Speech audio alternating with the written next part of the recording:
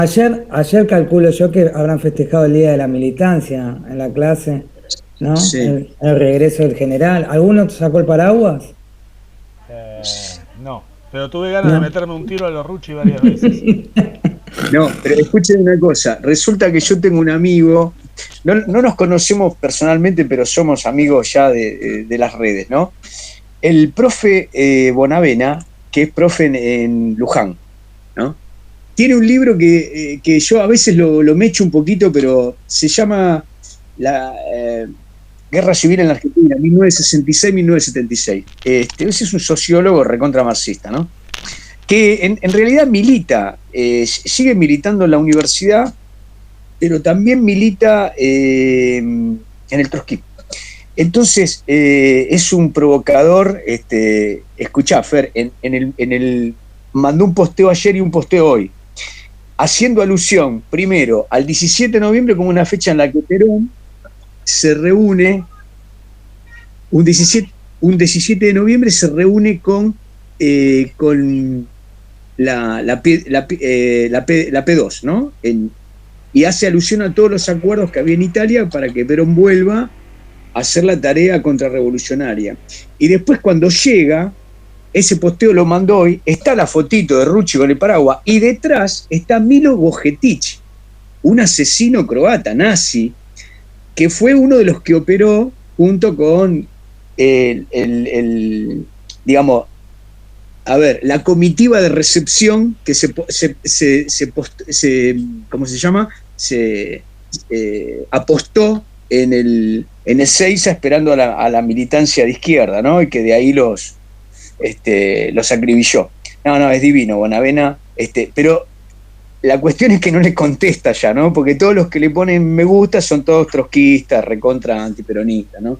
Pero es terrible. Tiene, para cada fecha peronista tiene él un posteo provocador. ¿Qué va a ser? Pero bueno. Bueno, esperamos un ratito más. Ahí viene entrando. Justo estaba buscando la foto. Tenés razón, hay una foto que justo Sí, está. sí, Es es más alto, Milo Bojetic. Está atrás, ¿no? Sí. Y aparte sobresale porque están todos cantando, están todos así cantando. Sí. Las manos así, y el tipo está. Es el único que no está cantando. Y a Perón lo notan con un gesto de exclamación. Perón está saludando, gritando a alguien, ¿no? Bueno, ¿qué hacemos? ¿Esperamos? Sí. Antes de empezar con la clase, ¿va a haber alguna clase de cierre de práctica o ya está? Sí, justamente estamos. Miren, les cuento un poquito, disculpen los demás que hacemos este pequeño apartado para práctica. La cuestión de la práctica de cuarto, que fue presencial, como sabes, Luciano, fue que en algunos casos de compañeros de ustedes que fueron a dar a la secundaria 4, por un problema infraestructural, se rompió un caño de agua y hubo una semana casi que no hubo clases. A eso se le sumaron las cuestiones que se suman siempre, profesores que están de licencia, o después un lunes que era feriado, así que a una compañera, Mariana Gómez, la tuve que sacar de un curso, ponerlo rápida en otro, y hoy a la tarde terminó de dar su clase, con lo cual ya estarían todos en condiciones de armar sus carpetas, pero le tengo que dar un tiempito más a Mariana, claro, que haga digamos, que componga su cursada. Y así, digamos, cuando nos juntamos, la idea es con Patrick que nos juntemos en una ocasión, todavía no lo tenemos claro, si nos vamos a juntar con el grupo de tercero por un lado, con el grupo de cuarto por otro, y después hacer una especie de plenaria para charlar juntos sobre la experiencia virtual, y que intercambien experiencias. Sí, es muy bueno, no sé qué piensan ustedes, pero para nosotros es muy bueno verlos y poder compartir algunos momentos, ¿no? Sí, teniendo en cuenta. ¿Está Luciano? Sí, está preguntado porque en teoría lo que habían dicho otros profesores, mañana se cierra todo. Y como no tenía novedades, quería saber. No, a ver, ¿qué se cierra? Mañana no se cierra nada. Mañana se cierra la cursada. Sí. Está claro que yo sé quiénes terminaron, entonces les pongo una A. Les tiro una A de acá. ¿Sí? Les tiro una A. Listo, tal en Facundo tienen A. La cuestión es que después ustedes tienen un periodo para madurar su autoevaluación, su coevaluación, darnos la carpeta, nosotros la miramos y después les haremos una devolución. Y lo importante es, aparte de esas devoluciones, que después ustedes intercambien experiencias, ¿no? Lo que tiene la práctica que no hay un final, digamos. La práctica, la experiencia en sí misma, para mí sí hay un final, ¿eh? La práctica tiene un final que es en qué momento el que terminó de practicar compone una evaluación, una autoevaluación a la altura de esa experiencia. Para mí es muy importante, porque ahí está la reflexión, digamos, y para eso hace falta un tiempo, volver a ver lo que uno hizo, y bueno, y después queda una formalidad, porque después que nos encontramos, ya yo les puedo pasar la nota, digamos, el número, porque ya saben que todos están aprobados, y que la verdad es que a los que no vienen bien, yo suelo decirles muy anticipadamente, mirá, si vos seguís así a los tumbos, la nota de práctica va a ser una nota que por ahí le doy la posibilidad de que lo piensen cuando la práctica viene mal. No fue ningún caso este año. Los casos que se dieron, bueno, ya pasaron y bueno, fueron por situaciones personales, cierto apuro, pero los que llegaron van a tener una nota decorosa, digo, de 7 al 10, ¿no? Entonces... Bueno, genial. Y después, ya aprovechando que estamos hablando de todas las formalidades, ¿hay fecha también para que se firme práctica? Porque en la planilla de los finales en general no aparece ninguna fecha. Exacto. Sí, es verdad, es verdad. En historia y en geografía no la puso la regente. Vieron que, digamos, como no está Laura, que es regente de historia y geografía, Silvana se está encargando de todo. Y nobleza obliga, no terminamos de hacer la consulta para ver si podemos unificar en un sábado o si podemos unificar un día en forma virtual. Porque en ese caso es solamente que estén las personas y se hace el acta, no tiene otra cuestión. Para mí lo importante es que por ahí podamos firmar la libreta en la presencial, digamos, si los primeros días de diciembre nos encontramos, supongan, ¿no? O nos encontramos en 2 oportunidades, fines de noviembre o primera semana de diciembre, y hasta le podemos poner la nota, les pongo la nota en la libreta, y después el día del final yo hago el acta virtual, si quieren estar ahí, están ahí, y finalmente le digo, bueno, supongan, no sé, Luciano, libro 15, folio 188. ¿No? Ya nos saludamos. Calculen que va a ser las fechas entre mediados de diciembre y el 20 y pico de diciembre, ahí van a estar, alguna de esas fechas va a estar para práctica. Perfecto, gracias, Juan. No, de nada, por favor. Bueno, estamos todos. Buenas, bueno, Juan, buenas, compañeros. ¿Qué tal? ¿Qué tal, Daniel? ¿Y qué tal todos los que no fui saludando? ¿Cómo andan? Bien, bien. Bueno, Juan. Hoy, como dice el tango, volvió una noche, no lo esperaba. Se fue, dejó la silla sola, ¿no? ¿Saben a quién me refiero?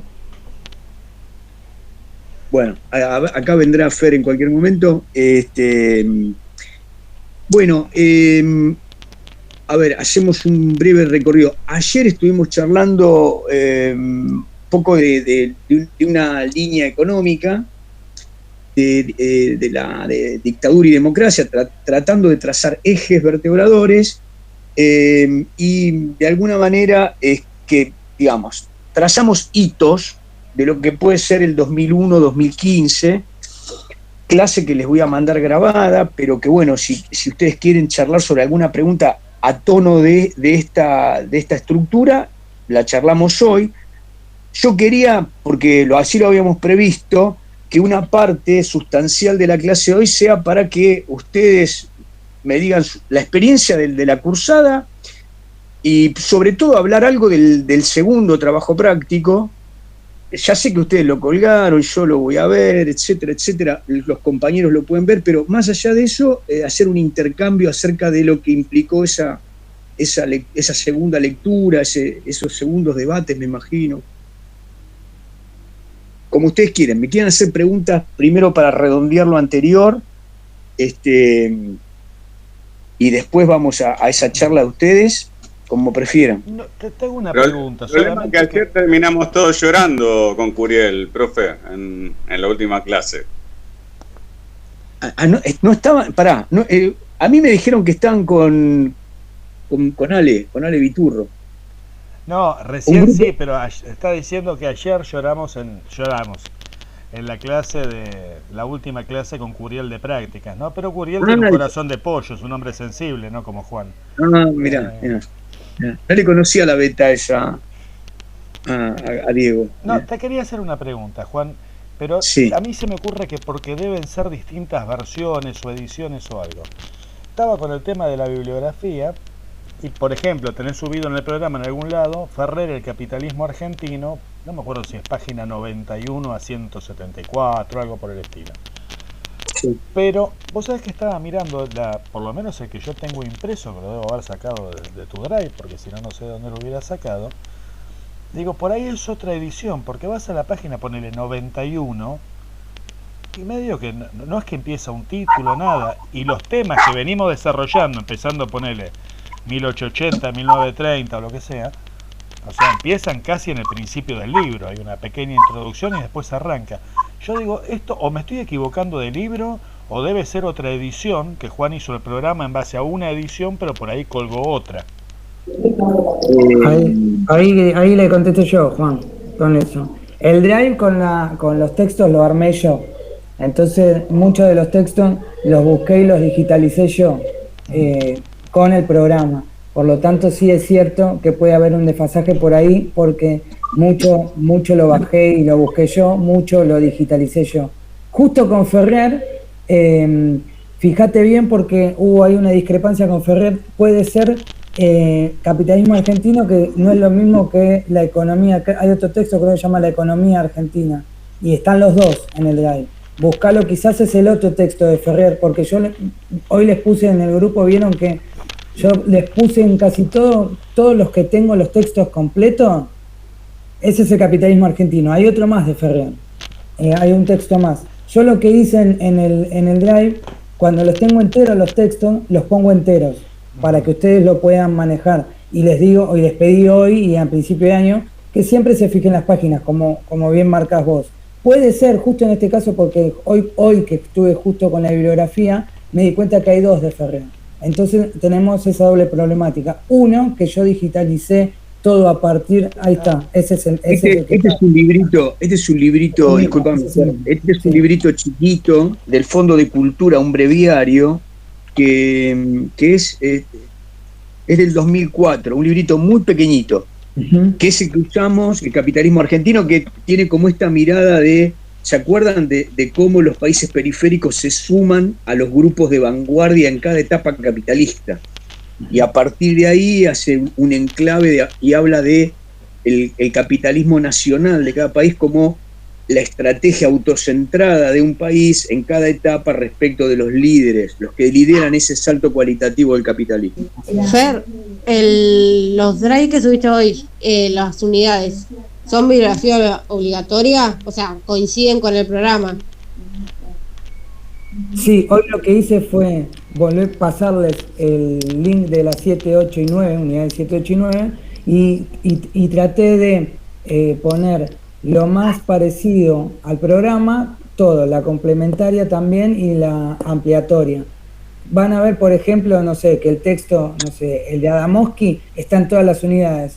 Yo antes, para que lo dejaba una sola vez subido en el drive para que no me ocupe espacio y ustedes lo puedan buscar. Hoy lo que hice fue copiar todo lo que se repite, está repetido en todas las unidades. Por eso también les mandé en el grupo esa salvedad. No impriman, por ejemplo, el de Adamowski 5 veces, sino que cada unidad, fíjense cuáles son las hojas, las páginas diferentes, porque para que no se confundan, porque muchos, por ejemplo, van a entrar en la unidad 9 y no iba a haber ningún texto, porque ya están en la 8 y en la 7, lo que hice, bueno, como para el final pueden llegar a preparar distintos temas y no tengan que ir a buscar a ver en qué unidad original está el texto, copié todo, hasta la época de finales, hasta mediados del año que viene, voy a dejar todo repetido por más que me ocupe espacio, para que ustedes puedan bajar de cada unidad el tema que vayan a preparar.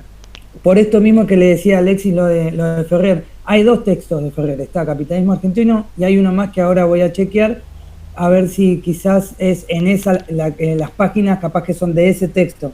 Me parece que el que está hablando Alexis, por el número de páginas, este es el manual de Ferrer, se llama La Economía Argentina, tiene 2 versiones. Una versión más antigua, que es esta, que es la que más me gusta, donde hay un periodo que Ferrer habla de la economía semi-industrial dependiente, que sería la que se inaugura poco antes del peronismo y con el peronismo. Después le cambió la periodización, no sé, la lavó un poco, que es una versión posterior que agrega un prólogo más largo y algunas cuestiones. Yo ese creo que lo pirateé, lo debo tener por ahí, pero uso la versión vieja porque soy un demodé. Pero es este. Seguramente las páginas que decís es de este, que es digamos, el más conocido. Yo le llamo como una especie de manual.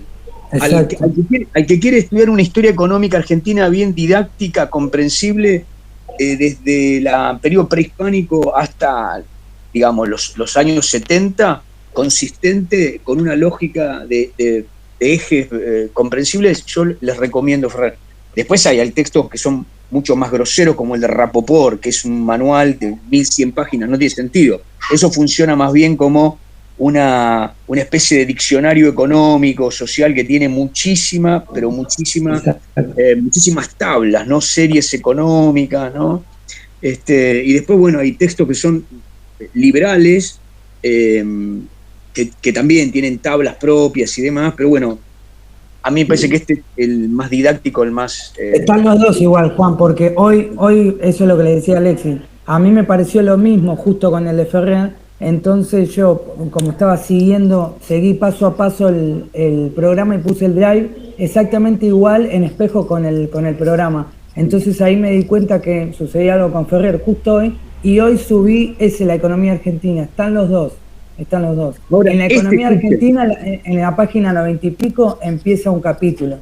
Debe ser ese. Y en el programa está citada las páginas de la economía en el texto del capitalismo. Pero sí, fíjense los textos. En la página 91 empieza la economía primaria exportadora, que seguramente es la primera unidad, digamos, de nuestro programa, porque toda la previa de Ferrer, es decir, hasta la página 90, entraría en una etapa económica previa, sería del siglo XIX, del XVIII. ¿Se entiende? La economía, perdón Juan, no me meto más, en la economía, porque lo tengo justo ahora abierto, la economía primaria exportadora, en la versión de la economía argentina de Ferrer, empieza en la página, ya les digo, 106. En la página 106. Esa es la versión nueva. Escuchen, este librito es de la... ¿se acuerdan de la unidad introductoria? Es un librito mínimo, o sea, es un librito de 1 hora y pico de lectura, es 2 horas, es un libro muy mínimo, pero permite tener una mirada panorámica, por eso estaba en la unidad introductoria, ¿no? Bueno, ¿alguna otra pregunta? Profe, el otro libro que mostró antes, el de tapa como cremita, ¿ese está en el drive o es uno que nos recomienda? ¿Staffer? Está, sí, es el de la economía, se llama La Economía Argentina de Aldo Ferrer, es lo que está explicando Juan recién. ¿Pero puede ser que tenga otra portada? Lo que pasa es que yo lo puse en blanco y negro. En el texto lo van a encontrar en blanco y negro, obviamente, porque lo recontra super pirateamos. Tiene muchas ediciones. En blanco y negro la tapa. Es la misma tapa, pero en blanco y negro.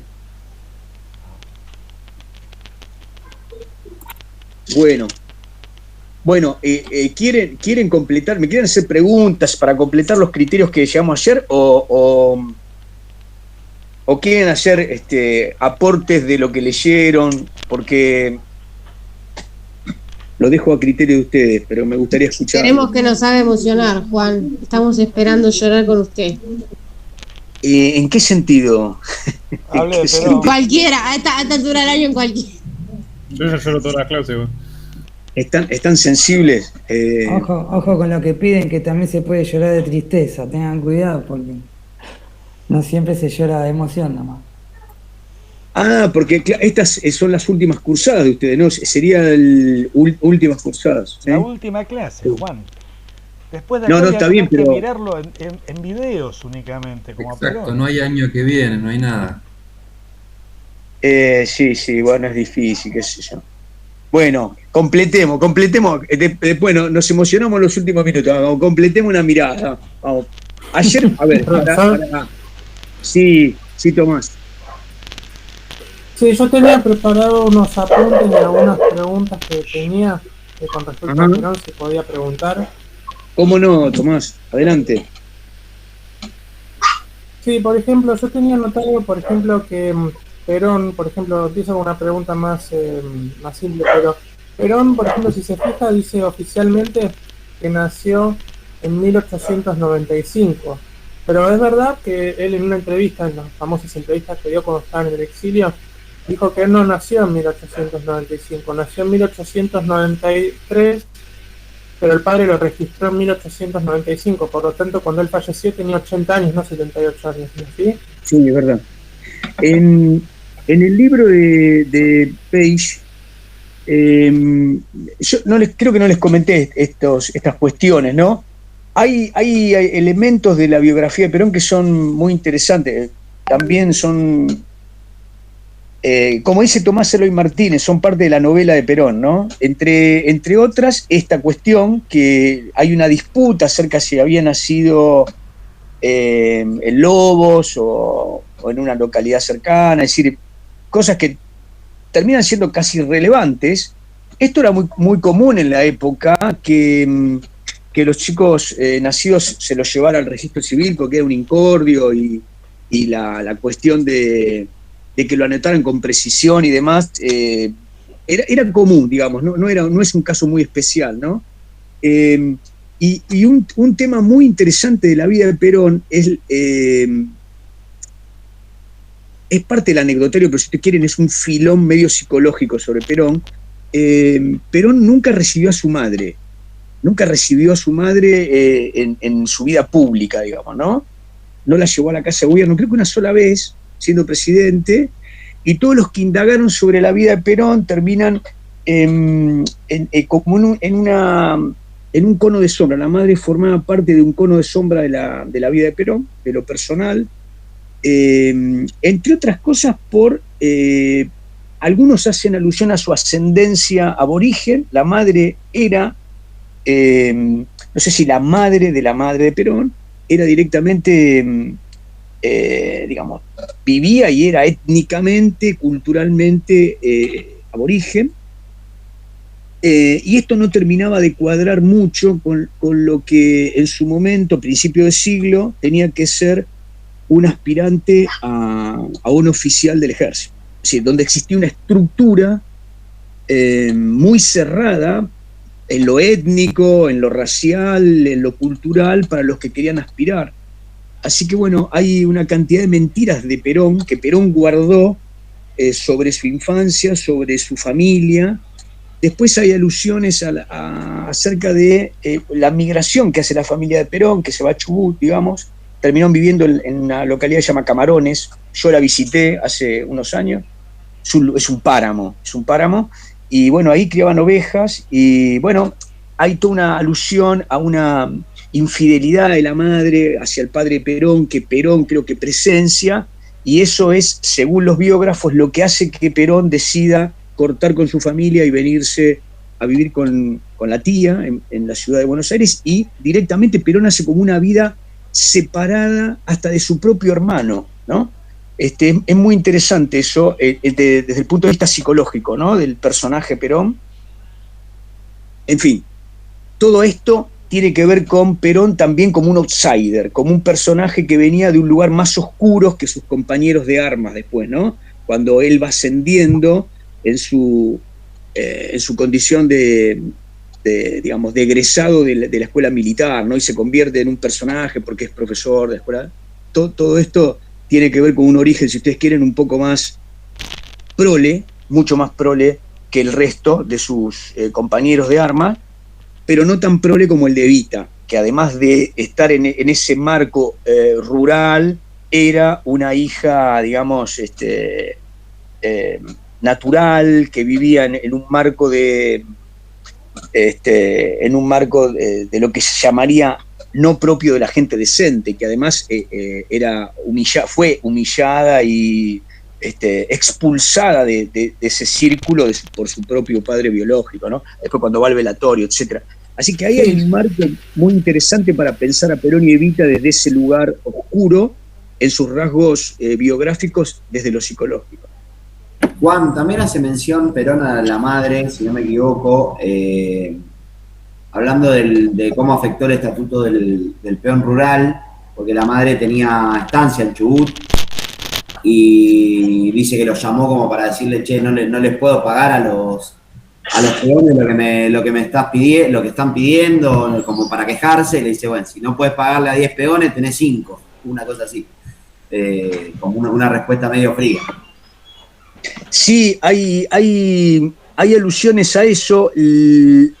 También hay documentos que faltan, porque parece que el padre de Perón, no están claras las razones por las cuales migran a una actividad que era mucho más, una actividad mucho más inhóspita, hostil, para los que vivían todavía con cierta, porque los Perones, contrariamente a la familia de la madre, los Perones habían sido jueces de paz, digamos, tenían cierto marco, si ustedes quieren, cultural, y terminan en un lugar, como dice Maxi, criando ovejas, con un marco bastante precario, ¿no?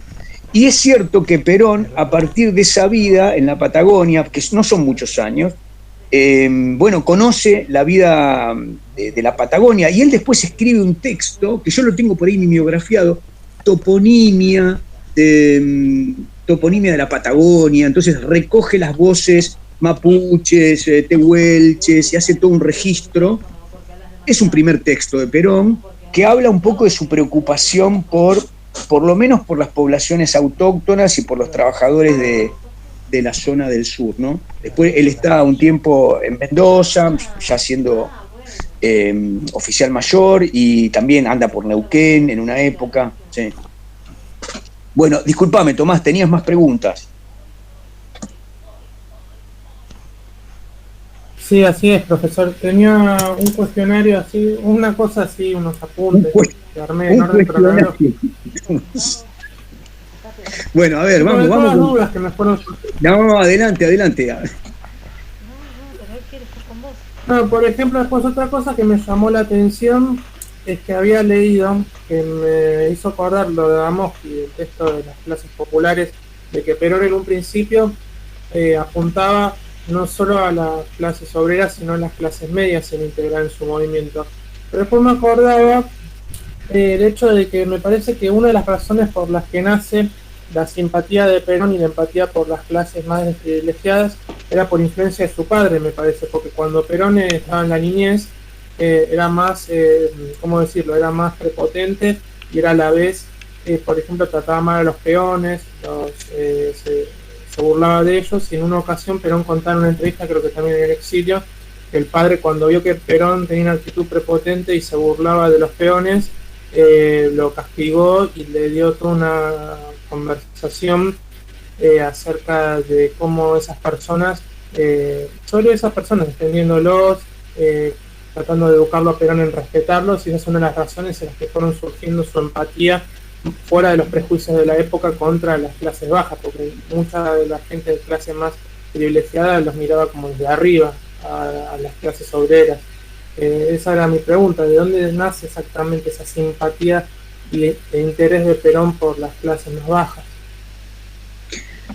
Yo, la verdad es que lo que aludís sobre esa anécdota no la tengo muy fresca, pero supongamos que fuese así, yo no le daría relevancia. Me parece que, como bien decís vos, la teoría de Juan Carlos Torres, una de las ponencias de Juan Carlos Torres, es la de dos proyectos de Perón. Creo que lo convalidan muchos historiadores. El primer proyecto político de Perón es aquel que pretende evitar una avanzada comunista en la posguerra, neutralizando los gremios más radicales, expandir una estatalización o una estatización de la sindicalización. Esto lo había aprendido el fascismo. pero Perón lo hace a la Argentina, digamos, ¿no? Vimos con otros textos que a la vez el sindicalismo de fines de los 30 estaba esperando una oportunidad para volcarse desde el sindicalismo a una preponderancia política o tener mayor relevancia en la política nacional, así que ahí se da un encuentro.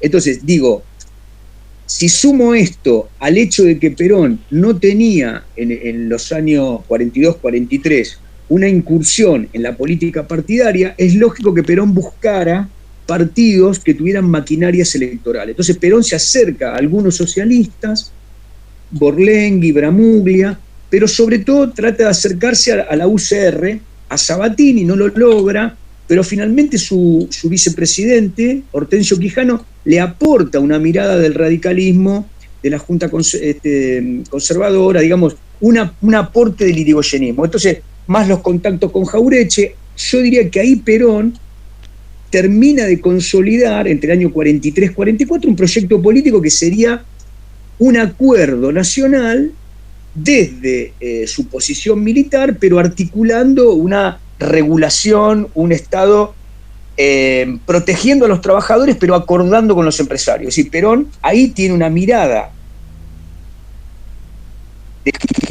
en el texto de la clase media. Perón hace un poco de campaña en la ciudad de Buenos Aires, intenta atraer algunos ejes de los empresarios y demás, y bueno, esos empresarios le dan la espalda. El famoso apotegma del bombero piromaníaco que dice Juan Carlos Torres, ahí tienen dos documentos, ¿no? La estrategia de posguerra de Perón, un pensamiento de cómo la Argentina se protege en un nuevo capitalismo después de la Segunda Guerra, y el otro que es el discurso en la bolsa de comercio, donde Perón claramente dice hay que tener un aporte hacia los trabajadores, la renta tiene que aportar al salario de los trabajadores para evitar males mayores.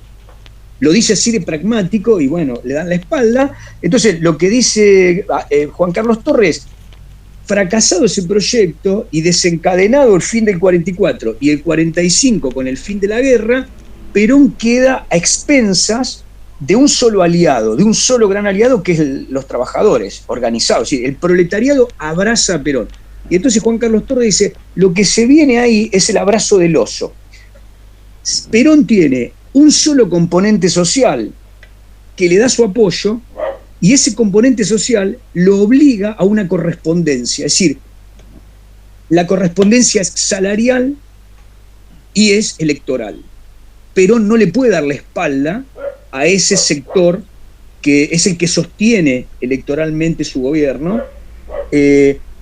Acá dejo abiertas interpretaciones, digamos, con otros autores, ¿no? Porque en todo caso Juan Carlos Torres sigue escribiendo sobre el particular, pero ahí uno podría hacer otras interpretaciones acerca de los años de crisis, 49, pero sobre todo 50-51, cómo Perón, pragmático, sigue operando sobre esa masa de trabajadores y trata de introducir, de hecho introduce empréstitos extranjeros, inversiones extranjeras, aunque no da del todo resultado.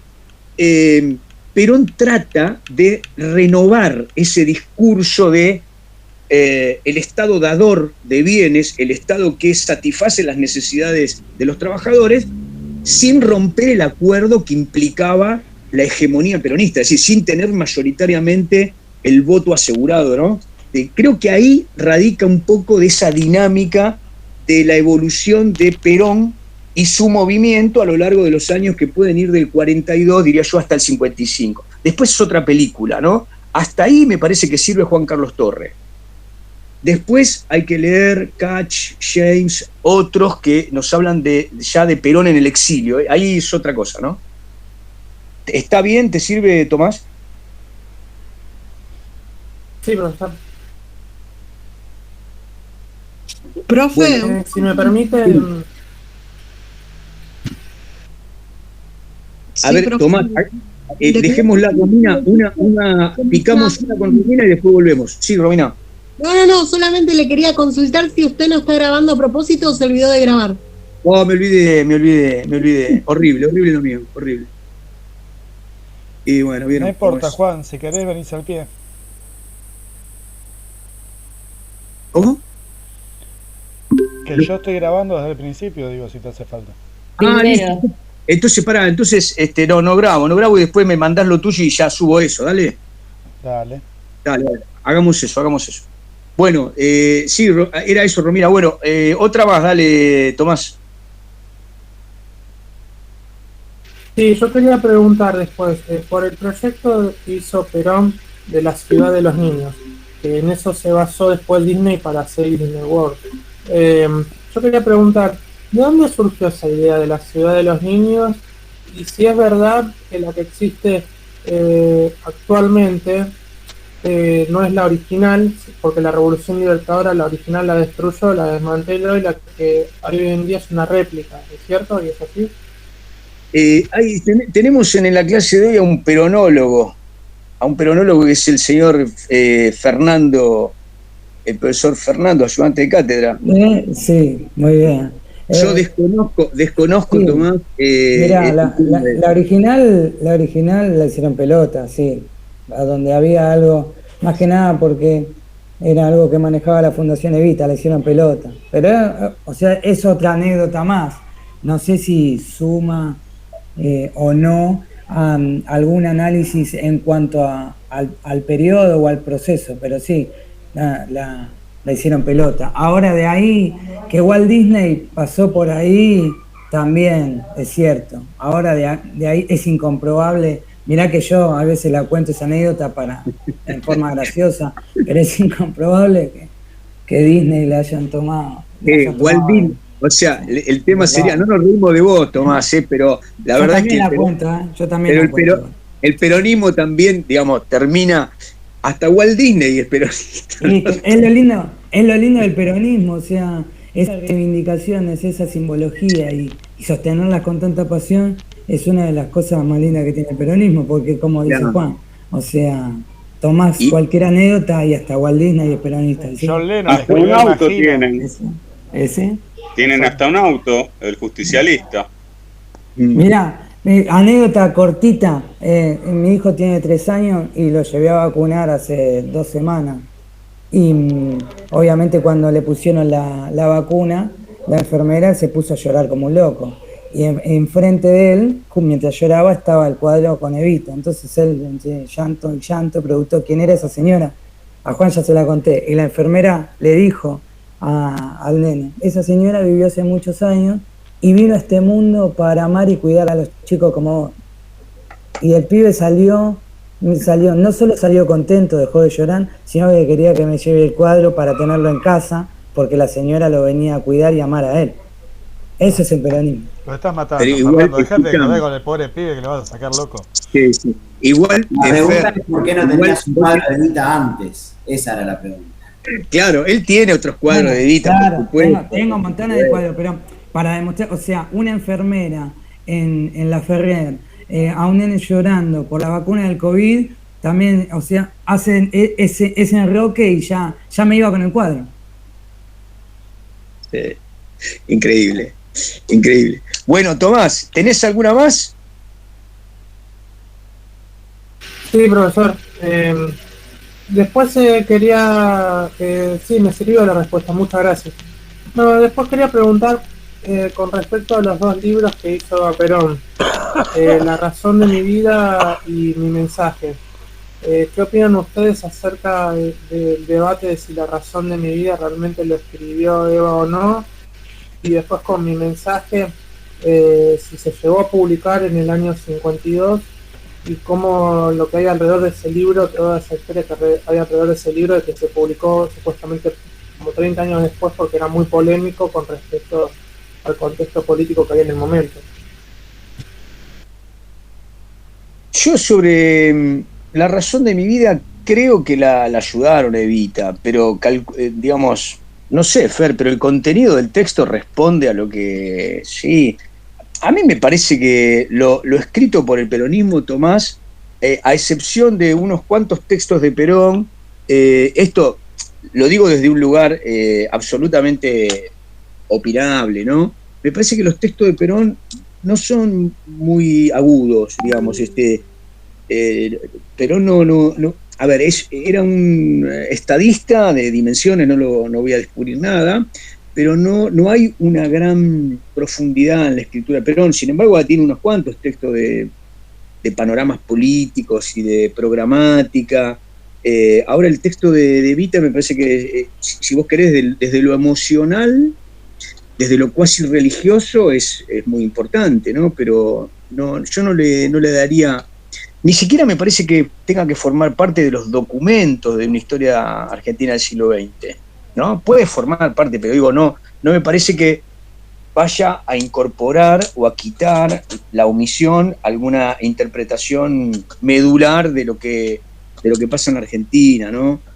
Por ahí sí, decime.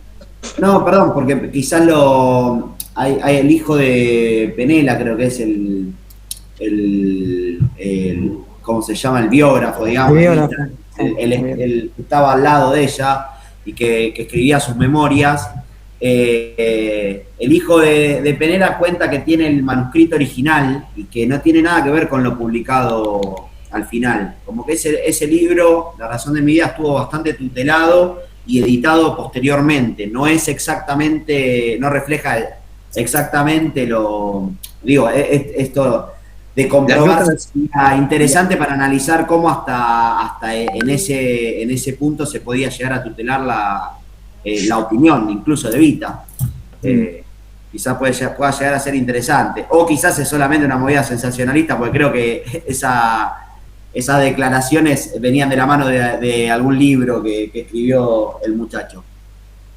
Sí, me parece además, Maxi, que hay toda como una reescritura. Hace falta solamente ir a las librerías y ver en lo que sería la historiología, ¿vieron?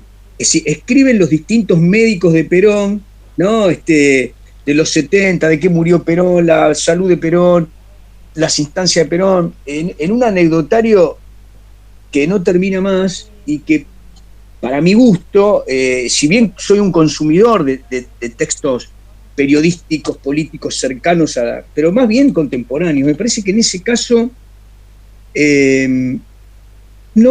por lo menos en esta cursada, me parece que nos suman. Después cada uno vaya, ¿no? Yo recomiendo cosas que me gustaron a mí, pero bueno, en este caso no le veo, a excepción que uno se meta en una investigación, en una tesis para hurgar un poco ahí acerca de lo que dice Maxi, digamos, ¿no? Sí.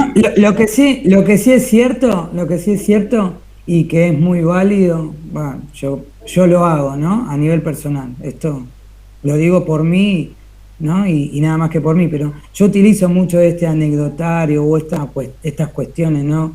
que está planteando Tomás, por ejemplo, como disparadores con los pibes en el aula. Eso sí se puede hacer. Como a partir de una anécdota, por más que sea un poco incomprobable, o sea, como del Disney peronista, como disparador podemos salir hacia el contenido en una clase con pibes. Eso sí está bueno. Tómenlo desde ahí si quieren.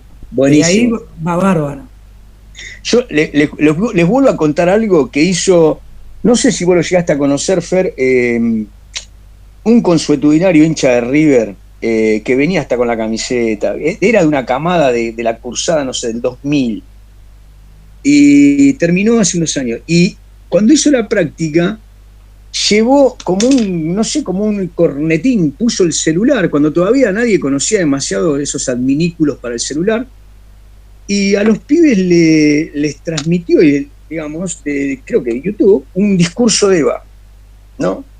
Con toda esa voz ronca y esa emocionalidad, y los pibes se quedaron de culo. Y montó la clase sobre esto, y no había nada que explicarle acerca de la radicalidad de Eva, digamos, ahí apareció la grieta, ¿no? Los oligarcas, los antipatria y los grasitas del otro lado, o como dice Fer, bueno, estos elementos son muy buenos para imágenes, bueno, en este caso discursos y Profe, sí. A lo sumo, el libro de Evita, lo que podría, qué sé yo, si uno lo quiere utilizar, digo, ¿no? Lo que, por ejemplo, cuando hicimos el escrito y tocamos el papel de Evita, en la parte del sufragio, cuando hablamos de eso, bueno, hablamos del papel de Evita, donde se pone Evita en esa conquista, en la real participación de Evita en esa conquista, y también qué es lo que plantea Evita después de la conquista. Bueno, ahora que las mujeres tienen sufragio, le deben a Perón, tienen que votar a Perón O sea, si bien hay una liberación cívica, vamos a decirlo, por parte de las mujeres, también esa contradicción del peronismo y de la misma Evita de seguir subordinándose a la figura de Perón. Y todo el libro La razón de mi vida tiene mucho que ver con eso. Cada párrafo creo que hay una explícita la subordinación a Perón y que le debe la vida a la causa de Perón. Sí, sin lugar a duda, sin lugar a duda. Bueno, no sé, ¿alguna otra consulta sobre esta etapa? Nos quedamos en el 45 finalmente, ¿eh? No, nos quedamos en el 45. Sí, Juan. Sí, Daniel. Tengo una consulta, tomando el texto de Caimani, en el sentido de que busca también con busca legalizar el poder a través de la iglesia, ¿no? Yo lo que te quería preguntar es si en ese está enlazado a ese primer proyecto de Perón de la unificación del sentido de patria como un pacto o simplemente, como un pacto de la legalización del poder, o como o es parte de ese proyecto inclusivo en donde él quiere conformar el sentido de patria utilizando los distintos recursos también de la tecnología, la difusión, y si es así, que es una búsqueda de unificación como un primer proyecto, ¿dónde termina? Uy, qué difícil, Daniel. Voy por la parte que me acuerdo. Al principio yo lo que diría, el Lila Caimari lo que permite es que ustedes piensen, en términos muy gruesos, la Argentina de los 30 entra en un proceso de militancia cristiana. En el 34 tiene el Congreso Eucarístico y hay un reverdecer, hay una atmósfera cristiana y militante muy importante, que se toca con sectores muy afectos al nazifascismo y con sectores que son, más franquistas, porque la clase media y la clase alta de la ciudad de Buenos Aires y de las grandes ciudades en Argentina eran afectas al franquismo, porque era el autoritarismo más católico, ¿no? Más tradicionalmente católico. Entonces, eso hoy es incomprensible. Esa militancia hoy resulta absolutamente incomprensible. Sin embargo, discúlpenme que acá voy a hacer un pie de página, ¿no?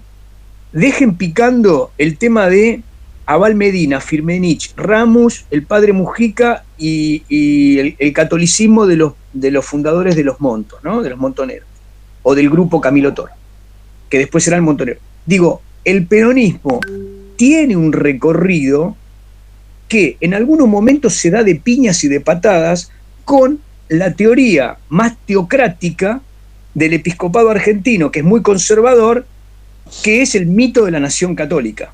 Es decir, la Argentina fue fundada por el catolicismo y por lo tanto nosotros somos un suprapoder, estamos por encima del poder civil. El poder civil tiene que ser auditado por el clero. Este es un tema que viene desde el roquismo, ustedes se acuerdan, ¿no? Digamos, la pelea del laicismo versus esta estructura de dominio cultural y social y político, obviamente, del episcopado. Entonces, yo en estos trazos diría, el peronismo se acerca por atmósfera y por condición social, estructural. Perón es un militar, y la estructura militar tiene una cercanía, está abrazado.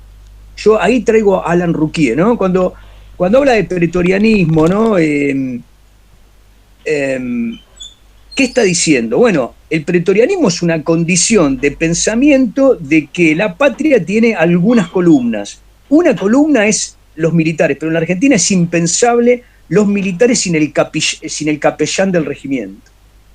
Es decir, la teoría de un pensamiento pretoriano, golpista para llamarlo de alguna medida en la Argentina, es los militares como ejecutores de una política nacionalista, antipartidocrática, pero los cerebros que administran esta idea de que la patria va por un camino en donde la espada y la cruz son los que conservan las tradiciones en la iglesia. Entonces, el peronismo tiene, en ese sentido, un juego más pragmático. Yo no estoy diciendo que Perón, justamente acá trazo una línea, me parece que Perón, a partir del año 43-44, está en una dictadura conservadora católica. Así lo definen los textos. Es decir, la dictadura del 43 al 46 es conservadora y católica. Los ministros, el dominio cultural, etcétera, etcétera. Ahora, ¿qué hace Perón con eso? Bueno, Perón conserva el apoyo de la Iglesia, Perón toma la doctrina social de la Iglesia, pero Perón no es un católico militante. Y a Perón le importa más el poder del peronismo, el poder de la sindicalización, el poder de su hegemonía, y cuando tiene una desavenencia con la Iglesia rompe. Digo, son los años de la crisis del peronismo hasta el 55 se larva en la disputa con la Iglesia. Entonces digo, ahí es muy interesante leer a Caimari y a otros. No les digo que lean a Loris Sanata porque es muy antiperonista, digo, o de Franceschi, que son los que estudian la Iglesia católica, pero digo, el juego de Perón y la Iglesia no se puede descartar para entender al peronismo, porque crece en esa atmósfera, toma la doctrina social de la Iglesia, pero después se enfrenta a la Iglesia, de tal modo que la caída del peronismo es explicable por la lucha con el catolicismo. Y yo, y con esto sí termino, diría, cierto rebote del populismo autoritario y revolucionario que los montoneros traen, tiene un origen cristiano popular. Es decir, los misioneros que creen que se es católico solo si se rescata a los pobres, y desde ahí refundan un cristianismo con armas, ¿no? Ahí hay un discurso, no digo que sea el único discurso de Montonero, porque después Montoneros se marxistizan, pero ese discurso lo podés leer en los textos de el cerebro de Camilo Torres. Era un tipo que se llama Elorrio, Juan José Elorrio. Después lo atropella un auto en el 71, pero ese fundó una revista que se llamaba Cristianismo y Liberación. Esa revista es la que toma a Camilo Torres, que toma a los cristianos, digamos, la reforma sacerdotal que trae los sacerdotes del tercer mundo, y de alguna manera es el fundamento, el asidero ideológico del cual se impregnan Abal Medina, Ramos, Firmenich, Graciela D'Aleo y los hombres de Córdoba, ¿no? que fundan Montonero. Hasta acá. No sé si te sirvió. Sí, la habías levantado la mano, Daniel. Claro, por lo que decís, entonces se puede deducir de que dentro de esa unidad, ¿no?, de la búsqueda del sentido de patria que se hace a través de la legitimidad de que de alguna forma le aporta la Iglesia, se aparta de ese ideal con los aportes que da la noción sobre el bien común de, digamos, los montoneros, de estas ideas desarrolladas. Sí, si vos querés ir a esa esencia, yo diría que no se puede pensar en una esencia peronista sin tener un elemento emocional, patriótico, que está impregnado de cierto espíritu cristiano, ya sea misionero como ya sea el fundacional. El misionero le llamo al radicalizado, ¿no? El que dice Perón, con los mártires, ¿no? Perón o muerte, el martirologio, todas estas cosas son claramente de una escatología cristiana, ¿no? En la simbología peronista. Pero, claro, digamos, no iría mucho. Sí, dale. Entiendo lo que sí, como para cerrar la idea, entonces se podría pensar que de alguna forma se está contradiciendo y por eso es que después surge el segundo proyecto de Perón. Se podría tomar de alguna manera, porque se está contradiciendo con ese primer pensamiento dentro de la búsqueda de legitimación sobre cambiar el proyecto en sí, que si tomamos al peronismo como un proyecto concreto. ¿Vos hablas de los 70, Daniel? Porque lo estoy relacionando con los 70, por eso te lo digo. Porque sí, se contradeciría la primera etapa. Pero está bien, sí o sí, si yo estoy pensando en unificar en el sentido de patria la sociedad, tengo que acordar con los sectores que, por más que yo piense que son reacios al proyecto que yo tengo, a la política. pero después me encuentro con otro proceso que me está mostrando otra realidad y que por ahí, digamos, se contradice a esa idea mía que me pongo en el lugar de Perón, ¿no? Que está pensando más atrás en el tiempo. Ahora te entendí, sí, se puede pensar que Perón sigue en esa órbita, es indudable. Perón, antes de venir a la Argentina, está con la logia PDUE, está con el episcopado, está con el papado, está claro eso. Y los montoneros no, están en otro lado. En ese sentido, sí está. Si bien tienen un fundamento cristiano, uno tendría que pensar que ese fundamento cristiano radicalizado de la lucha armada poco tiene que ver con el Perón pragmático que termina muriendo enfrentando a esos sectores. Entonces, sí, ahí habría que... Son dos interpretaciones las que hicimos, pero las dos son válidas. Bien, gracias, Juan. Si querés, si te interesa ese tema quizás y querés seguirlo relacionando, tendrías que buscar, como dijo Juan, no sé si Lori Sanata, pero tenés a Roberto Di Stefano. Roberto Di Stefano se escribe todo sobre historia de la iglesia y tiene varios libros en donde habla de Perón y la iglesia y cómo se pasa en la década del 40 de la iglesia y el ejército como una misma entidad garante de la nacionalidad. ¿Quién garantiza la nacionalidad? El ejército y la iglesia. ¿Cómo se pasa hacia un neocristianismo de posguerra en donde empieza a surgir todo esto, ¿no? Que sería el corolario, por ejemplo, la teología de la liberación, ¿no? Como la revista que te dice Juan, ¿no? Cómo todo se va a encauzar hacia la teología de la liberación y cómo ser cristiano significa que si no haces algo contra la injusticia sos cómplice. O sea, Di Stefano habla un poco de eso. Si querés profundizar sobre el tema, quizás tendrías que buscar algo de Di Stefano.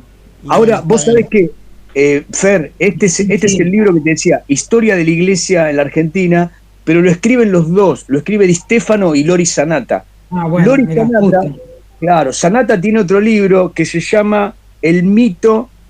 El mito de la nación católica. La nación católica, sí. Sí, el mito de la nación católica. Y este es el libro que yo te decía, que hace poquito que lo compré y lo leí, tiene unas partes que son un poco un embole, pero se llama Cristianismo y Revolución, el origen de Montonero, violencia política y religión en los 60. Entonces toma, digamos, sería como un texto que toma la renovación cristiana que infunde a los que buscan la justicia por vía de las armas, ¿no? Y ahí está Elorrio. Elorrio sería del costado izquierdo, porque de la derecha estaba Ezcurra, que fue el que creó un poco Tacuara, que sería como la otra línea, que también usaba la religión y la violencia, pero en un sentido contrarrevolucionario, ¿no? Es decir, querían matar a los comunistas y a los burgueses, pero en un sentido para crear una sociedad mucho más regulada, más conservadora. Ahí tenés, Ezcurra, a mí me parece un personaje oscurísimo pero muy interesante, ¿no? Ezcurra. Y Elorrio también, no encontré muchas biografías de Elorrio, porque como yo estuve investigando muchos años Montos y el PRTERP y Descamisados y FARC, empecé a buscar libros, revistas y sobre Elorrio no hay muchas biografías, también que el tipo murió muy joven, ¿no? Pero le comió la cabeza a muchos pibes que después fueron cuadros, digamos, le comió la cabeza a Val Medina, le comió la cabeza a Firmenich, a Ramos, digamos, cuadros políticos de deporte, ¿no? No eran, digamos, ¿no? Entonces, está bien que en una etapa original eran más pibes, pero ahí hay toda una beta para investigar. Sobre el tema de los sacerdotes del tercer mundo, sí, sobre eso hay más textos, igual que sobre Carlos Mujica. Yo tengo 2 biografías, pero existen unos cuantos textos más sobre Mujica y su órbita, ¿no? Que está conectado. Esa es otra parte, me parece muy interesante, del peronismo, la violencia y el cristianismo, ¿no? Sí, sobre todo, ¿sabes por qué? Yo decía Di Stefano, no para analizar demasiado, sino que yo justo había leído tengo un libro, se llama Ovejas Negras, de Di Stefano. Y en Ovejas Negras plantea algo muy piola que dice, bueno, hasta Perón, la iglesia quiere ir, digamos, a cooptar el Estado y la nacionalidad. Pero después de Perón, dice, O sea, si bien hay como un quiebre, Perón versus la Iglesia, Iglesia versus peronismo, dice que la Iglesia también sale perdiendo. O sea, no es que solo pierde Perón en la disputa con la Iglesia, sino que la Iglesia también va a perder porque después del peronismo, y es lo que explica en Ovejas Negras, no avanza sobre el Estado, sino dice Di Stéfano, como que se termina de acomodar a que, bueno, yo lo que quiero es que el Estado es que me garantice, ¿no?, que seamos católicos, me garantice, ¿no?, que el catolicismo está atado al Estado, ¿no?, y esto que se discute si separación sí, separación no, y la educación religiosa. Y es como que se queda ahí, pivoteando ahí. Mientras esos ejes estén cubiertos, tampoco va a avanzar, porque lo que dice Stefano, después de Perón, no avanza la Iglesia como sí quiso avanzar sobre el peronismo, también hace como un parate. Entonces, bueno, Stefano escribe directamente sobre justo ese proceso entre Perón y la Iglesia. Entonces, es un buen texto como para analizar. Sí, entonces lo voy a buscar, porque... Ovejas Negras se llama, yo creo que lo tengo. Si lo tengo, lo subo en el... listo. Porque es verdad, también pierde, digamos, la Iglesia, porque evitan, no me acuerdo bien la fecha, le quita, digamos, sobre la educación el peso que le había otorgado el peronismo. Bueno, yo les quería hacer algunos comentarios de cosas que me preocupan, ¿no? Ya no pertenece a mis... Lo que me va apareciendo de cursadas en cursadas y de lecturas en lecturas, de cosas que quiero incorporar y que a veces en algunos años sale el debate sobre eso y otros años no. Como yo les comenté, de lo que se llama leer a fondo y escribir y buscar, lo hice de principio de siglo, pero siempre desde la izquierda y desde los grupos trotskistas. Y muchas veces se termina dando una corriente, este año estuvimos más cerca del peronismo, sobre el tema de la violencia política, ¿no? Este año hablamos de violencia política, pero no del tema la violencia política. Estaba pensando esto a partir de algunas clases que vi, y que refuerzan que tenemos un problema respecto de la enseñanza, de poder enseñar a los pibes uno de los rasgos de nuestra democracia actual, digamos, ¿no? Uno de los vestigios, uno de los legados ominosos que nos dejó la dictadura y la previa fue una legitimación de la violencia, ¿no? Así como la violencia terrorista de la dictadura, el terrorismo de Estado, termina siendo juzgada, digamos, todavía estamos en los estertores de esas reminiscencias del Averno, digamos, ¿no? Del infierno, y está presente, pero lo que sí está más oscurecido es los rasgos que tiene la violencia política en sí misma, ¿no? Entonces nosotros lo rozamos, y es un tema del siglo XX, cuando pensamos la violencia sistémica, ¿no? Es decir, decimos, bueno, el pretorianismo, las dictaduras, la tortura, la persecución, la proscripción, son nombres de la violencia. Pero a mí me parece que está demasiado estilizado, y esto puede ser un problema de lo que yo leí demasiado, demasiado no se lee nunca, perdón, lo que leí más, que es la violencia de los años 70, es decir, cómo se incorporó la idea de la radicalización mesiánica, el voluntarismo mesiánico, y me parece que sobre eso enseñamos poco, no porque haya que condenarlo, justificarlo, para incorporarlo y comprenderlo, ¿entienden? Entonces, por ejemplo, observé de nuevo algunas clases donde el 76 es un corte y antes no pasa nada, y entonces digo, siempre me queda la sensación de que haría falta un seminario para volver a estudiar los 70. Cuando digo los 70 digo, si ustedes quieren, del 66 hasta el 84, en esa clave, y es un tema sobre el que me parece que tenemos problemas, no nosotros, tenemos problemas los argentinos, ¿no? Tenemos problemas argentinos para encontrarle un rasgo de historicidad a la convivencia pacífica. Para darles un caso, si nosotros hubo una reunión, no por el Día del Militante, si hay un muerto en esa reunión, en esa marcha, si hay un muerto, es un escándalo, salen todos los diarios. Sin embargo, en la previa al 76, murieron 1.600 personas de asesinatos políticos. O sea, aparecía alguien con un chumbo, pum, a un sindicalista y sus matones, pum, y 1.600 en el periodo pre-76. Después del 76 en adelante hablamos de decenas de miles. Entonces digo, los rangos para poder incorporar, escuchen, para poder historizar ese problema que es autoritarismo, violencia y democracia, los pibes no entienden un carajo, para decirlo claro, no entienden nada, ¿no? ¿Te puedo hacer un comentario? Lo veo en las clases, ¿no? Sí, Leandro, adelante. Esto es lo que quería. De algo que me tirria, diría un profesor mío de práctica de tercero, que después me abandonó, pero bueno, no importa. No, es un tema, yo te digo lo que yo veo. A mí me tocó dar una clase de la noche de los lápices, o sea que estábamos por ahí. Y en el momento actual, viendo ciertos partidos políticos que son negacionistas, Gómez Centurión, la segunda que va con Milei, me parece un discurso, es como todo un borde que a mí me sonaba como muy complicado. Entonces, no digo que hay que romantizar a esa juventud del 76 y a esa violencia anterior, pero es un discurso, es un momento para mí, en ese momento que yo lo di, muy complejo como para dar señales que no me gustarían dar a los chicos. Es lo que a mí me pasó.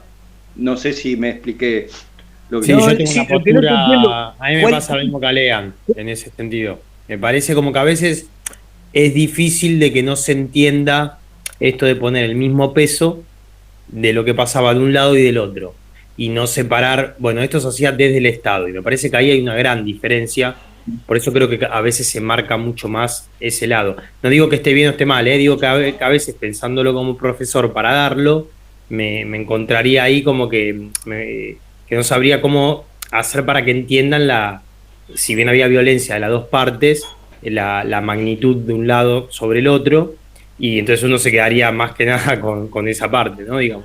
Claro, pero la respuesta que yo le doy como profesor de práctica, en este caso, ¿no? Leandro y Facundo, es lo que hay que hacer es dar cada parte de acuerdo a la idiosincrasia y a la clave epocal. Digo, hay que hacerles entender a los pibes que la sociedad legitimaba la violencia revolucionaria contra Onganía, pero que esa violencia revolucionaria después siguió estando Cámpora, estando Lastiri, estando Perón.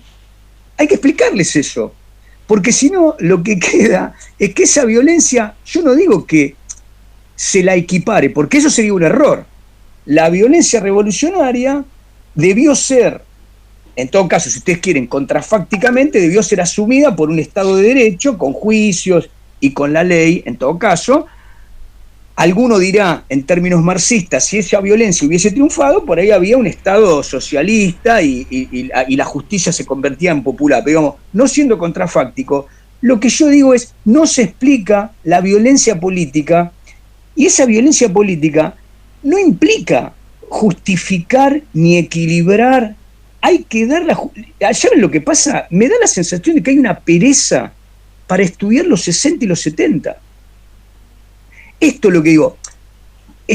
Romantizar quiere decir que si yo digo que existieron chicos que fueron raptados una noche en La Plata, estoy diciendo la verdad.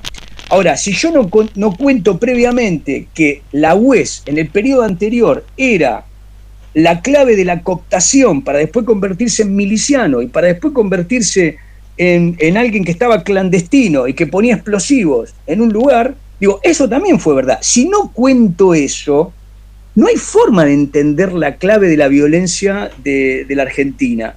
¿Entienden a lo que voy? Yo estoy diciendo, lo que estamos haciendo es, yo te digo, hay que explicar claramente que los años 70 tuvieron un curso, tal como lo vimos acá, el Perón basculando, los jóvenes teniendo un proyecto, y Perón finalmente, democrático, ganando las elecciones con el 62%, diciendo, no, miren, el proyecto es otro, muchachos, dejen las armas, y metiéndolos en cana. Digo, eso hay que explicarlo así como estoy diciendo yo, y después vino el golpe. ¿Qué hicieron los que dieron el golpe? Hicieron un desastre.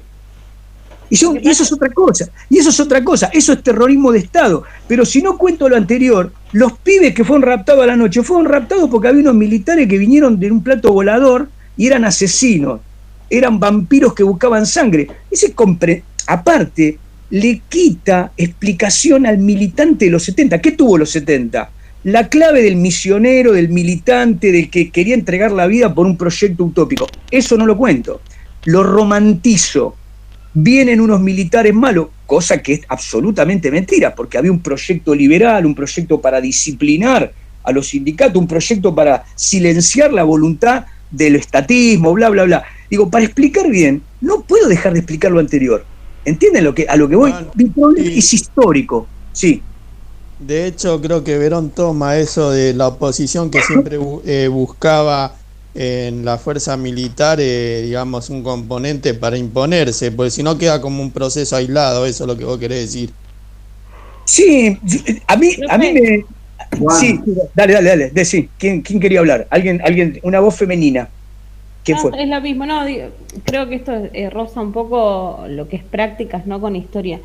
Y hay algo que a mí me parece que yo entiendo a lo que vos vas, y tu línea siempre como docente fue tomar la historia como una ciencia, como una disciplina, y también por otro lado tenemos siempre una mirada de conciencia colectiva, que es algo que a mí un poco a veces me hace un tanto de ruido, porque los que amamos la historia y la entendemos como una ciencia, y esta articulación con la docencia también hace que en un recorte uno tenga una mirada de enseñar como transmitir saberes, o si uno quiere alinearse a esto de construir una conciencia colectiva. Y creo que es ahí donde tendemos a tener estos recortes, que yo entiendo a lo que vos vas. La idea en la finalidad de un docente es que el joven con la información tenga su propio pensamiento crítico y pueda discernir. Pero lo cierto es que lo hemos visto en las prácticas, en estas clases, que uno el tiempo que tiene que decidir. Y hay algo que decía Leandro, que lo hablamos nosotros en privados, que también no se enganchan los pibes con... Ya quedó como lejano lo que para nosotros es el tema, ¿no? Yo le decía a él, ¿qué tema te tocó? Genial, me dice, me quiero matar, no se enganchan. Entonces, es complicado. Entiendo lo que vas y adhiero, pero creo que lamentablemente no lo podemos manejar así. Es complicado, es complicado. De cualquier forma, a mí me parece que, por ejemplo, también es pecar desequilibradamente cuando, por ejemplo, no se hacen buenas comparativas entre proyectos mesiánicos, utópicos y autoritarios, que eran radicalmente violentos, contra proyectos que, por ejemplo, muchos de los libros que yo no les llegué ni a comentar, son debates, por ejemplo, no sé, yo les nombré a Calveiro, a Hill, ¿no? Muchos textos, Besetti, que hablan sobre la violencia revolucionaria y plantean el debate que había en los que hoy son gobierno, o fueron, digamos, todos los que hoy son gobierno, digamos, López Murphy no es gobierno, pero en ese momento era de la juventud radical, digamos, y era casi de izquierda, aunque ustedes no lo crean, y Beatriz Sarlo militaba en el maoísmo, digamos, todos tenemos una historia ideológica, ¿no? Digo, en ese momento había un fuerte debate en todos los grupos que pensaban la sociedad hacia un marco utópico, en las armas sí o las armas no. ¿Entienden? Ese debate de ir por la vía armada o por la no vía armada fue un debate muy violento, muy cojudo en las filas de todos los que se animaban a pensar una sociedad revolucionada, movilizada, etcétera, que el 76 cortó. Digo, esos debates tampoco lo estamos enseñando, y ahí hay como un manto de oscuridad que hace que tiñamos de la democracia actual algo que no era esa democracia. Lo que tenemos hoy es un consenso post-dictadura. Lo que tenemos hoy es un consenso post-dictadura. Después del horror, morigeramos las hegemonías y hubo un consenso. Entonces digo, este consenso de la democracia post-83 es una cosa. Lo que se buscaba como una democracia igualitaria, autoritaria, violenta y revolucionaria no fue la única vía. Tuvo debates al interior del PRT, de descamisado peronismo de base. Todos hubo grupos que se partieron y otros se quedaron militando en el llano Y después, bueno, conjugaron otras vías de militancia post-83, obviamente se tuvieron que esconder, porque, digamos, después del 76 todos eran perseguidos, ¿no? Los que habían tomado las armas y los que no. Pero, digo, esto es que creo, yo sé que es muy complejo, pero así como explicamos los fundamentos de Perón para la sindicalización o el antiperonismo del 55, digo, estamos siendo afectados por una tendencia que no es nuestra elección para que el diseño sea intersectado en el sentido de la romantización. No me digan que no. Es que te digo una cosa que tengo la sensación. Si uno se pone en un colegio a desarrollar bien todo esto que venimos laburando, ¿no? De los movimientos justamente armados, revolucionarios, hoy en día, como vos decís, están medianamente romantizados, invisibilizados, no va a faltar el que te diga que lo que estás tratando de imponer es la teoría de los dos demonios. Hay que explicarla, pero hay que explicarla. La teoría de los demonios, demonios es otra cosa, hay que explicarla. Sí, lo que pasa es que vos sabés que, o sea, sobre todo la historia más reciente, vos lo sabrás mejor que yo simplemente lo sospecho. A nivel secundario está violentamente matizada con este tipo de miradas políticas. O sea, que enseguida se analiza qué es lo que el profesor está queriendo decir. Vos decís, no estoy tratando de explicar la historia, te dicen la historia no es esta, amigo. ¿Saben qué creo? Yo creo que estamos viviendo desde hace décadas una absoluta libertad en las escuelas secundarias. Les digo, la libertad que en las escuelas secundarias, ¿saben a quién les sirve? Sobre todo a los que no trabajan y a los que enseñan muy poco. Y me hago cargo de lo que digo. A los que más les sirve la escuela secundaria es a los que dan muy poco. Me hago cargo de lo que digo. ¿Entienden? No creo que haya miradas de censura, no, en absoluto. Me parece que tiene que ver más con un debate entre nosotros, los que digamos, tenemos distintas pasiones por lo histórico, ¿no? Pero bueno, este en todo caso es un problema, si ustedes quieren, de contenido y también de metodología. A veces cuando uno agarra el siglo XX y dice, bueno, ¿qué me toca a mí? A mí me parece que estos temas en quinto, sexto año hay que darlo, en sexto sobre todo es un tema que se puede dar, y introducir a Houghton, introducir a Centurión, y decir, bueno, miren, esto, ¿ves? Este tipo dice que no, acá hubo terrorismo de Estado y están las fotos, ya están los documentos, digamos, ¿no? Entonces digo, este tipo de negacionista hubo cara pintadas, hubo un juicio, otras cosas no se juzgaron, pero, a ver, no es que hubo, ¿entienden? Hoy, digamos, no importa, pero digo, una clase donde solamente hay terrorismo de Estado es un problema. Es decir, ¿qué pasó con estos tipos? Enloquecieron y vinieron, ¿entienden? A esto me refiero. Si uno no habla de los decretos de Luder o de López Rega, uno lo que está haciendo es cercenar la continuidad histórica. Y ahí sí yo me paro en un lugar donde hay que discutir. Hay que discutir, ¿entienden? Porque lo que estamos haciendo en todo caso es modificar el sentido de lo que dice la disciplina. No digo que los textos que yo elegí son, no, digo, en general uno puede tener ciertas dudas, pero hay algunos consensos sobre las matrices de los procesos que están más o menos aquilatados, más o menos, digo, ¿no? Y hasta uno puede decir, yo llego al aula desde este lugar o desde otro, pero bueno, esto es lo que les quería plantear porque me quedó una pila de libros, algunos de los cuales seleccioné porque digo, me lo voy a llevar en el verano porque nunca termino de escribir algo, ¿no? Y siempre estoy tratando de sacarle punta al lápiz y había unos cuantos textos y digo, bueno, de esto, pero bueno, no nos alcanza el tiempo, pero habrá alguna oportunidad, Fer, para hacer un seminario de los 70, ¿no? No, aprovecho este espacio. Dale, Maxi, dale.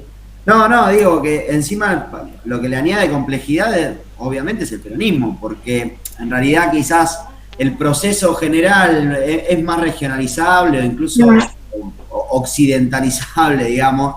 O sea, el proceso es general, sobre todo en América, digamos. Uno tiene la escuela de las Américas, hay guerrillas por todos lados, digo, prolifera la lucha armada, las ideologías de izquierda, las ideologías radicalizadas de la doctrina social de la Iglesia, digo, eso es general.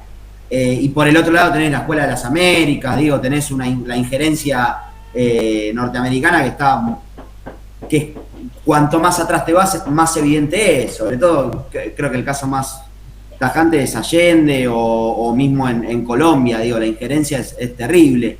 Entonces, Me parece que en el marco argentino lo que complejiza toda esta cuestión es el peronismo, porque el peronismo primeramente pervive hasta el día de hoy como una fuerza que ha muerto tantas veces y sigue renaciendo, evidentemente, y además de esa pervivencia que lo hace actuar y lo hace tan, digamos, difícilmente manipulable, además es ideológicamente algo muy, muy complejo de explicar en ese contexto de guerra fría, de polarización absoluta y de capitalismo versus qué sé yo, versus luchas comunistas o regímenes revolucionarios o guerrilla, lisa y llanamente. Pero estoy totalmente de acuerdo con vos, Maxi. Digamos, lo que sería una apuesta para nosotros, digo, para ustedes, porque yo ya estoy de vuelta, digo, yo seguiré explicando lo que se pueda con los próximos cuartos años, pero digo, la apuesta es, ¿por qué no explicar esto que dice Maxi? Bueno, Latinoamérica está por vía de Cuba y la ascendencia maoísta y lo que fuese, y va a una lucha, y hay obviamente una tendencia contrarrevolucionaria, etcétera, el Plan Cóndor. Ahora, digo, ¿dónde ponemos a Cook? ¿Entienden? ¿Dónde ponemos a esos que de Perón, de los 40-50, ligaron a los jóvenes, los llevaron a Cuba e introdujeron en el peronismo estas vertientes que hacen que las generaciones de los 70, de vuelta incluidas en la democracia, traigan el revival de ese ethos ético, revolucionario, radical y violento, que ahora está, de nuevo, lo digo de nuevo, ahora está en un consenso democrático que es otra cosa. A mí me preocupa mucho que, digamos, no me preocupa por ellos. Si los hombres del peronismo de hoy no quieren hacer la autocrítica de que, digamos, de que participaron en organizaciones revolucionarias, digo, no importa. Lo que sí nosotros no tenemos que, como profesores en historia, tenemos que buscar la forma de explicar Jaureche, de explicar Rearte, de explicar el Cadri y cómo eso terminó en un Firmenich. A mí, ¿saben qué me molesta mucho? Cuando veo que toda la sociedad argentina le cae a Firmenich como si fuese un demonio salido de algún lugar oscuro. Digo, Firmenich es el que quedó vivo, pero Firmenich es alguien que fue producto de un proceso muy complejo del peronismo marxistizado por vía de una sociedad que lo convalidó, de un Perón que lo convalidó, de una sociedad. Bueno, después hubo un corte, se militarizó, entienden a lo que voy, ¿no? No sé si a ustedes les pasó, yo sigo bastante Firmenich, se escribieron bastantes textos, permitió.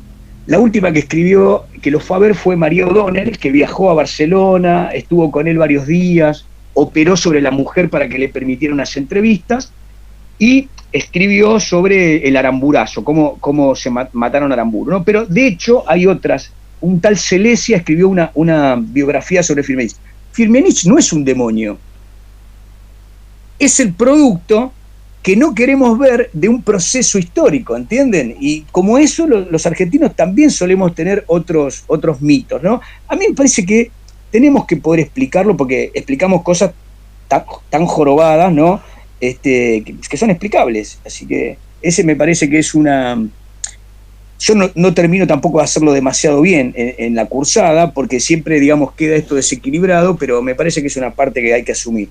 Bueno, les dejo la palabra a ustedes.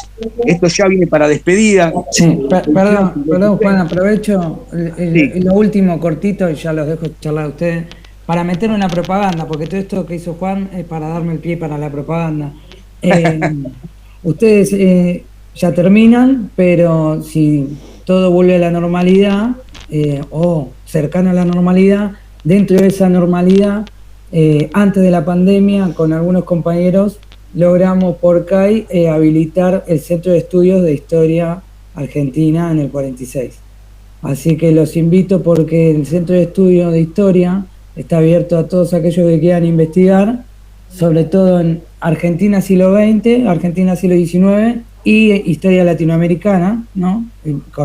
Con este eje, ¿no? Haciendo eje en Argentina hacia Latinoamérica, con el fin, ¿no? de no solo investigar y capacitarnos, sino también poder en el 46 empezar a armar movidas académicas, paneles que vengan a dar charlas, ir nosotros a otros lados, pero el fin último es que con todo este material de investigación y paneles podamos también empezar a tener material para estos agujeros o estos lugares oscuros. Por lo tanto, toda esta charla me da pie a hacer esta propaganda, que sean bienvenidos al centro de estudios, el que quiera. Fer, escúchame, íbamos a tener un pequeño congresito interno, ¿no? Pero no llegamos a eso porque nunca nos agarró la pandemia, ¿no? Exacto. Fue así. Exacto, sí. Y está abierto a, alumnos, exalumnos, profes.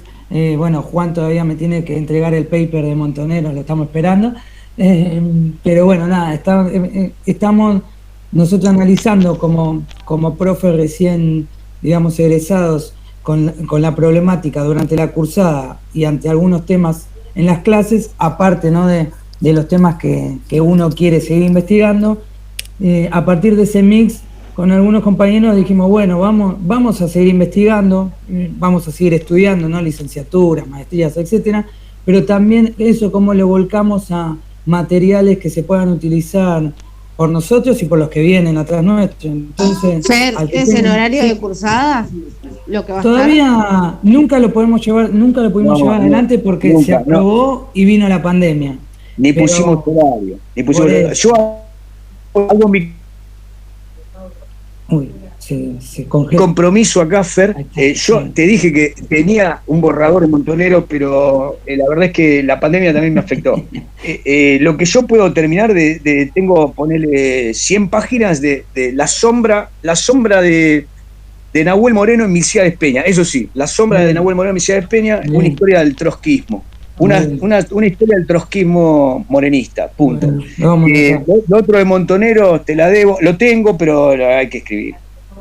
Bueno, la cuestión, y pasé corto y ya los dejo, es que aquellos que tengan nostalgia por el profesorado pueden seguir viniendo, porque el centro de estudio va a tener en algún momento algún lugar fijo donde juntarse, algún horario, que eso va a variar seguramente, pero como va a estar abierto a cualquier investigación que quieran presentar, y los vamos a apoyar, si quieres de la década del 20, del 30, del 50, Montonero, lo que sea, como para organizarlo. Sí. Y algo para explicar, digamos, yo me pasé un montón de años porque, vieron, hay gente que tiene talento, en mi caso no, y uno lee muchísimo, siempre uno lee muchísimo más de lo que escribe después, ¿no? Pero a veces buenas preguntas y la elección de un nudo permite escribir, ¿no?, 15 páginas, 20 páginas, ¿sí? ¿Entienden? O sea, presenta un estado de la cuestión, pim, pum, pam, esto, ¿no? Como dijimos recién, el cristianismo en el Hórreo y su influencia en el origen de Montonero. Y uno lee 5 libros, hace un estado de la cuestión y tiran 2 o 3 preguntas y lo presentás. Después lo seguís en el tiempo, después vendrán tiempos para seguir leyendo y ir al repositorio, buscar revistas, porque para eso hace falta mucho más tiempo, ¿no? Pero bueno. Bueno, gente, cierro yo. Sí. No, nada. No sé qué. No, simplemente que antes de que terminemos la clase, que te está esperando el pollo con salsa, quería no tengo que hacer. Agradecerte a vos, a Fernando y también a los compañeros lo que fue la cursada de este año, que la verdad que fue linda, se hizo llevadera y creo que yo por lo menos la pasé bien. Bueno, yo les agradezco, obviamente le agradezco a Fer porque su acompañamiento, ya Fer es un amigo, con lo cual habla bien de él, no de mí, digamos, de su aguante, pero bueno, mucho de lo que hacemos en Argentina sería imposible sin Fernando. En los últimos 3 años hicimos algunas cosas piolas. Bueno, y yo les quiero agradecer a todos el respeto, la paciencia y bueno, y también, ¿por qué no?, estar a estas horas de la noche escuchando y pensando en historia, que para mí es una gloria. Así que les agradezco compartir eso. Y después, bueno, desde el punto de vista personal, creo que ha sido un año, son un grupo muy bueno, maravilloso, con algunos, como hablamos en chiste, vienen de primero y bueno, me acuerdo de algunas cosas, pero bueno, fue fantástico, realmente, y no les tengo que decir que yo disfruto dando clase porque es obvio, y lo único que les puedo vender es la pasión. Si pónganle pasión, porque Lo otro, digamos, bueno, hay algunos que nos cuesta más tiempo, pero pónganle pasión, de eso se trata. Así que bueno, yo muy agradecido. ¿Listo? Gracias. Bueno, Pregunta matadora. El final, vos lo elegiste presencial, ¿no? ¿O lo vas a hacer virtual? no, virtual. No, pero perdóname, Fer, esta gente no va a venir, ninguno se va a ¿Por notar. qué no? ¿Por qué no? Es un chiste, no se lo tomen a mal. No, Es un chiste. pero hay final, no era que ya estábamos todos. ¿Pero no era promocionar esta materia? Yo pensé que los peronistas ya la teníamos adentro esta materia. Bueno. Cerramos todos. Qué bárbaro. Bueno, Fernando es un buen estratega de finales, ¿no? Y de hecho, Fernando me acompaña en las mesas, así que en este caso va a haber una sola, no me acuerdo si es el 12 o el 14, Fernando estará. Así que bueno, gente, un abrazo fortísimo, muchas gracias, y Alexis, mándame la grabación. Después de cenar. Escuchen, y si necesitan consultar mientras armen el final, me manda mensaje. Gracias. Gracias, Fer. Nos vemos, gente. Abrazo grande. Muchas gracias. Abrazo. Chao. Chao.